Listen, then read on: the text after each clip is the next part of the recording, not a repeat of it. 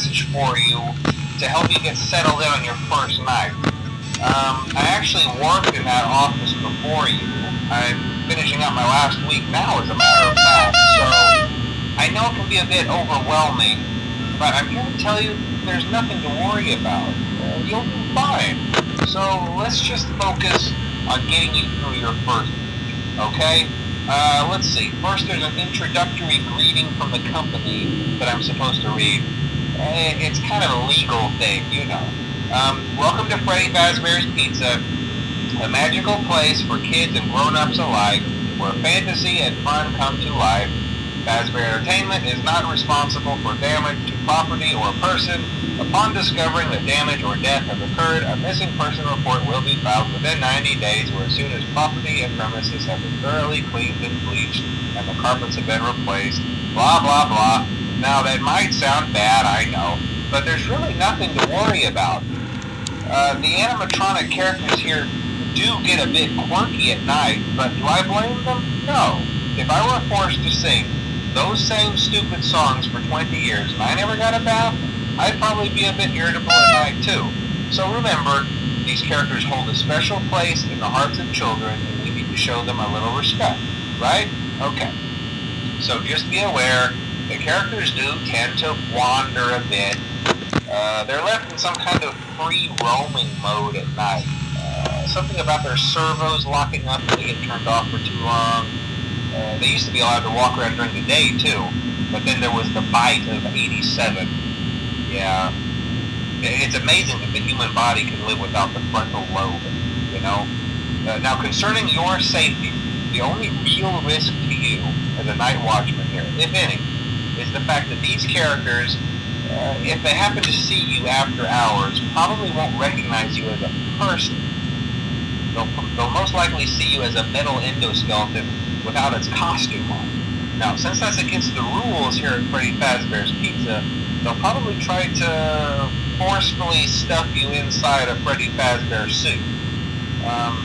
Now, that wouldn't be so bad if the suits themselves weren't filled with cross beams, wires, and animatronic devices, especially around the facial area. So you can imagine how having your head forcibly pressed inside one of those could cause a bit of discomfort and death. The only part of you that would like to see the light of day again would be your eyeballs and teeth that pop out the front of the mask. Yeah, they don't tell you these things when you sign up. But hey, first station of the breeze. I'll chat with you tomorrow.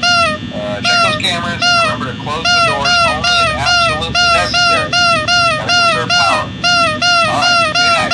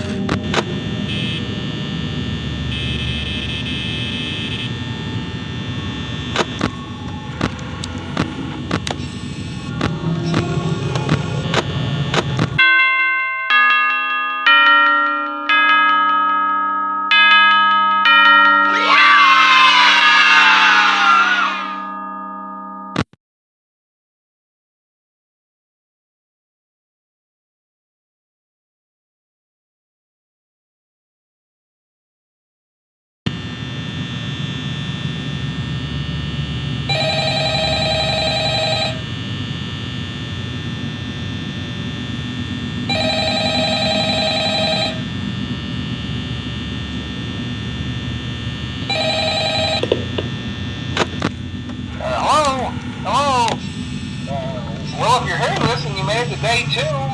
Congrats. I won't talk quite as long this time since Freddy and his friends tend to become more active as the week progresses. It might be a good idea to peek at those cameras while I talk, just to make sure everyone's in their proper place, you know. Interestingly enough, Freddy himself doesn't come off stage very often. I've heard he becomes a lot more active in the dark, though, so hey, I guess that's one more reason not to run out of power, right? I also want to emphasize the importance of using your door lights. There are blind spots in your camera view, and those blind spots happen to be right outside your doors. So if you can't find something or someone on your cameras, be sure to check the door light. You might only have a few seconds to react. Not that you would be in any danger, of course. I'm not implying that. Also, check on the curtain in Pirate Cove from time to time. The character in there seems unique in that he becomes more active if the cameras remain off for long periods of time. I guess he doesn't like being watched. I don't know. Anyway, I'm sure you have everything under control. Talk to you soon.